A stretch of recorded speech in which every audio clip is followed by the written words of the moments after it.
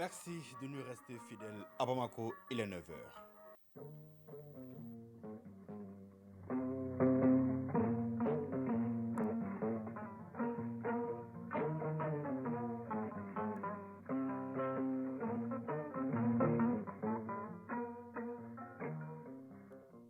Le journal Mohamed Diarra. Mesdames, Messieurs, bonjour et bienvenue. Les titres. Le gouvernement impose la paix et la quiétude chez la population. Cette mission dévolue aux FAMA se fera avec les moyens adéquats. Le ministre de la Sécurité et de la Protection civile a remis des véhicules à la protection civile. C'était hier. Le point avec Abdoul Karim Kaba dans ce journal. Une vingtaine d'associations et groupements de femmes de Ségou reçoivent des matériels et équipements pour favoriser leur épanouissement. Le geste est du ministère en charge de la promotion féminine. L'Italie a remis des denrées alimentaires au Mali. La donation est destinée aux associations caritatives. À suivre la page des sports avec la petite finale de la Coupe du Monde qui oppose cet après-midi la Croatie au Maroc. Voilà pour le sommaire. Tout de suite, les détails. Oui, l'expérience du Mali peut servir le Burkina Faso en matière de réforme. Cette déclaration a été faite hier à Koulouba par le président de l'Assemblée législative de transition du Burkina Faso. Dr Ousmane Boukouma a été reçu en audience par le président de la transition, le colonel Asmi Goïta. On était à la présence du président du CNT, le colonel Malik Diao. Le point avec Mamari Kone qui a recueilli les impressions du diplomate burkinabé. L'objet de nos échanges a porté sur la coopération entre les deux pays frères dans les domaines bien sûr économiques, le domaine social, mais aussi la coopération qui existe entre nos deux parlements. Nos deux pays partagent les mêmes réalités d'un point de vue géographique, d'un point de vue historique, mais aussi les mêmes adversités. Donc il était tout à fait normal que nous venions en terre malienne pour apprendre de l'expérience malienne, surtout sur le travail parlementaire et sur les réformes qui ont été engagées au niveau du Mali. Et à ce titre, l'expérience du Mali peut servir dans notre travail de réforme au niveau politique, au niveau administratif, mais aussi sur les secteurs sociaux et économiques.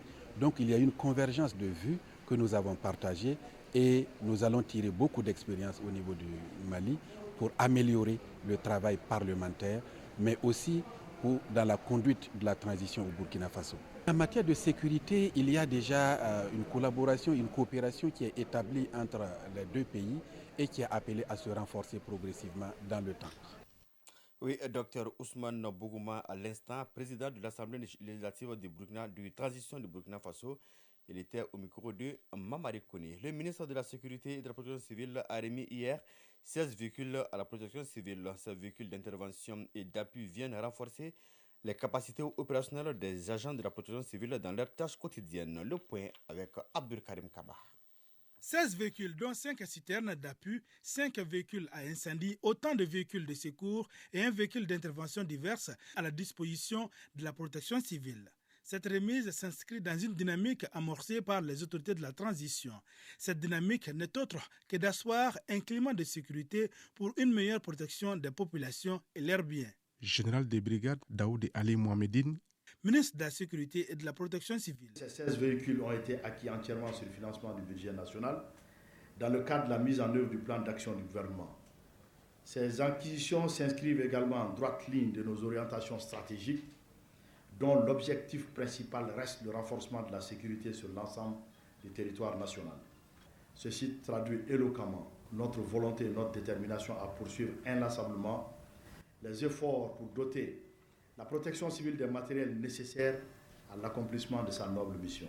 Ces moyens roulants seront d'un grand apport pour la protection civile, surtout avec l'accroissement des populations, des activités humaines et socio-économiques. Général Boukari Kodjo, directeur général de la protection civile.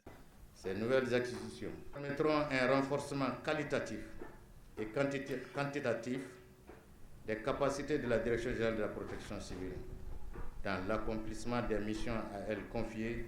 Cette remise de véhicules est la seconde d'une série qui a démarré il y a un mois. Elle a été une occasion pour le ministre de la Sécurité et de la Protection civile de présenter ses vœux à l'ensemble de la famille de la protection civile. 9h05, le ministre de la Défense et des anciens combattants, le colonel Sadio Kamara, a présidé des travaux de la 28e session ordinaire du conseil d'administration de l'école de maintien de la paix à Blondambéi. C'était en présence des 12 pays membres dont la France, l'Allemagne et le Royaume du Maroc. Et le Royaume du Maroc, exactement, le Maroc qui fait donc son entrée le 22 mars 2022. La Guinée-Conakry frappe à la porte pour le moment. L'école de maintien de la paix à Blondambéi excelle dans la formation du haut niveau et la recherche sur la paix, la sécurité et la gestion des conflits et le maintien de la paix. On fait le point avec Suleiman Kenza Sidibé. La candidature de l'école de maintien de la paix à Blondambéi au poste de chef de la composante militaire du comité exécutif de l'Association internationale des centres de formation au maintien de la paix figure en bon nombre dans cette 28e session du conseil d'administration. Le Mali a le quitus depuis le 4 novembre 2022. C'était lors de la rencontre de la dite association à Dakar. Il est question également du renforcement de la qualité des ressources humaines, la digitalisation de la gestion financière de la structure. L'Association internationale des centres de maintien de la paix est la plateforme internationale des opérations de paix la plus représentative pour la coopération, le renforcement des connaissances, la diffusion des idées nouvelles. L'école de maintien de paix à Blondambéi joue un rôle majeur dans la dite association. Aussi demeure-t-elle un centre d'excellence pour la formation. Colonel Suleiman Sangaré, directeur général de l'école de maintien de la paix à Blondambéi. La mission principale de l'école, c'est le renforcement des capacités en matière de soutien à la paix et en matière de connaissance de l'environnement de la paix. L'école aujourd'hui est un centre de référence, non seulement pour la région ouest africaine, mais pour toute l'Afrique. Pour quelle raison? Parce qu'à l'ensemble de nos sessions de formation participent des Africains venant de l'Est, de l'Ouest, du Nord et du Sud. Mieux, elle mène actuellement des études de haut niveau sur les ressorts de la paix, la gestion des conflits et surtout comment anticiper sur les crises dans l'espace sahéro-sahélien. D'où la demande expresse du Mali de prendre en compte des approches nouvelles et locales dans les opérations du maintien de la paix. Colonel Sadio Kamara, ministre de la Défense et des anciens combattants. Les membres de ce conseil, observateurs avertis de la situation du Mali et du Sahel en général, savent que le gouvernement malien demande avec insistance depuis plusieurs années un changement de paradigme pour une meilleure efficacité des missions de paix. Cette demande est réaliste et fondée sur le constat objectif de l'échec des multiples initiatives, coalitions, forces ou missions qui ont créé un véritable embouteillage sécuritaire au Mali, au premier rang desquels la MINUSMA, qui s'évertue à vouloir maintenir une paix qui n'a jamais existé depuis son déploiement initial. Nous observons avec intérêt le déroulement de la revue stratégique de la mission. À l'entame des travaux, le ministre de la Défense et des anciens combattants avait fait observer une minute de silence en la mémoire des victimes civiles et militaires du terrorisme. La République d'Italie vient de faire un appui en denrées alimentaires variées et de qualité au Mali. Le don est destiné donc aux associations caritatives. La cérémonie officielle de remise des kits alimentaires aux bénéficiaires s'est déroulée dans l'enceinte de l'OPAM, nous dit Nouroum Sissoko. Plus de 42 tonnes de riz, près d'une tonne et demie de lait en poudre enrichi, environ 280 bidons de 20 litres d'huile et 2 tonnes de sucre. C'est la quantité de kits que la République d'Italie, à travers l'Agence italienne de coopération pour le développement, met à la disposition du commissariat à la sécurité alimentaire, l'Association pour le soutien des handicapés et enfants démunis, l'Association malienne de la trisomie 21, le Mouvement international d'apostolat des enfants, le Centre d'accueil et de placement familial de Niamana en sont les bénéficiaires. Redouane Ag Mohamed Ali, commissaire à la sécurité alimentaire. Le commissariat à la sécurité alimentaire, préoccupé par l'état critique de la situation alimentaire qui s'annonçait pour notre pays au seuil de la campagne 2021-2022, a saisi par écrit ses partenaires stratégiques pour attirer leur attention et solliciter leur contribution en vue d'une efficiente mise en œuvre du plan national de réponse au titre de l'année 2022. L'ambassadeur d'Italie a réitéré l'accompagnement de son pays au Mali dans la mise en œuvre de son plan national de réponse 2022. Stefano Antonio De Jacques, ambassadeur d'Italie au Mali. Les petits qui sont là, ils sont le Mali de demain.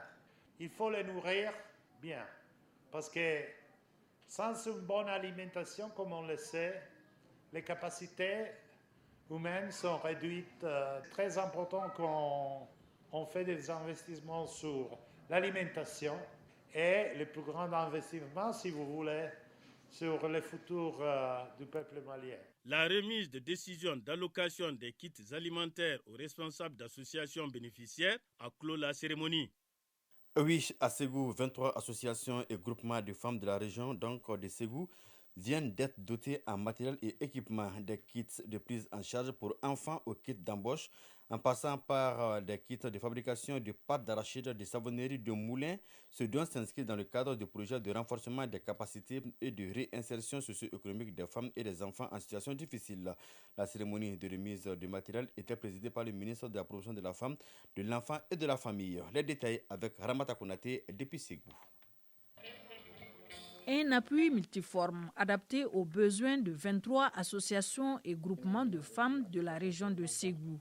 Ce don est composé entre autres de 8 kits de prise en charge des enfants, 5 de fabrication de pâtes d'arachide, 2 du domaine informatique, 2 kits d'appui en vivres et en non-vivres, un kit de savonnerie, de couture, de bijouterie, d'embauche, un moulin complet. Il y a de quoi renforcer les capacités de ces bénéficiaires. Sissako Namissa Diallo, directrice exécutive de l'ONG AADEC.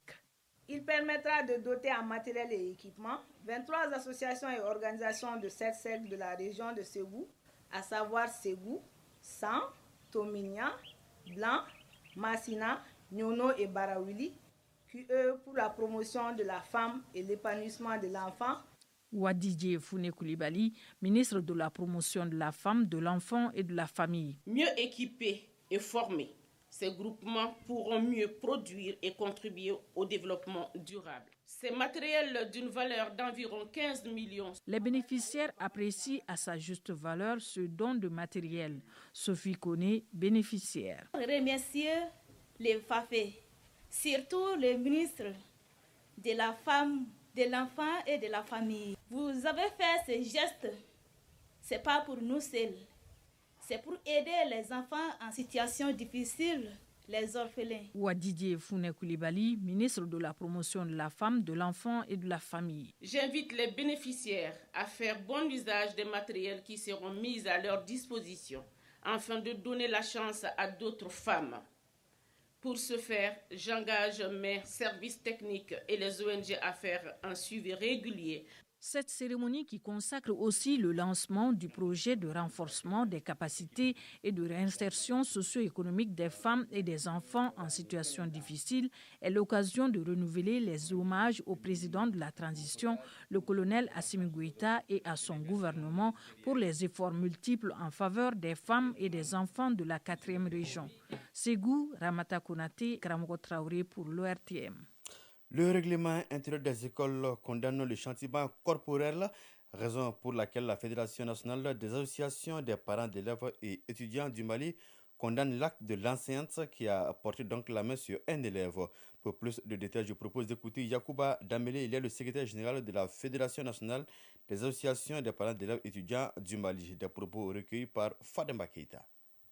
La Fédération nationale des associations de parents d'élèves et étudiants du Mali, à l'instar de tous les partenaires de l'école et des autorités en charge de l'éducation au Mali, le ministre de l'Éducation nationale, comme il se devait, a bien entendu condamné cet acte ignoble qui enfreint les dispositions du règlement intérieur des écoles au Mali. La FENAPEM, pour sa part, rejette l'argument selon lequel des instructions auraient été données par les parents des enfants eux-mêmes pour que l'enseignante sévisse à leur égard. Nous voudrons rappeler à tous les parents d'élèves que la famille demeure la première cellule d'éducation de l'enfant, l'école ayant pour mission d'aider celle-ci en complétant les efforts déployés pour les parents. Et rien ne saurait donc expliquer, encore moins légitimer, de tels actes.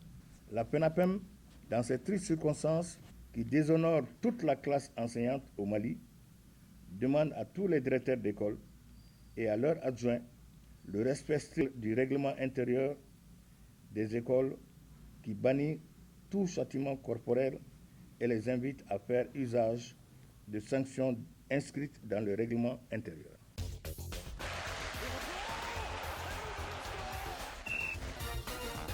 Oui, l'actualité des sports, c'est bien la petite finale de la Coupe du Monde qui oppose cet après-midi la Croatie au Maroc, dont vous pourrez suivre tout à l'heure après cette édition. Le journal du mondial avec Famourou Djourti qui s'installe. La présente édition est donc terminée à 9h passées de 15 minutes. Une édition présentée par Mohamed Diarra avec le concours de Abs Traoré à la mise en onde. Réalisation, coordination Ousmane Daou. La mise en ligne est assurée par Tamsir Djabati. Une édition que vous pourrez retrouver sur nos différentes plateformes digitales. Passez d'excellents moments en compagnie des programmes de l'ERTM. Au revoir.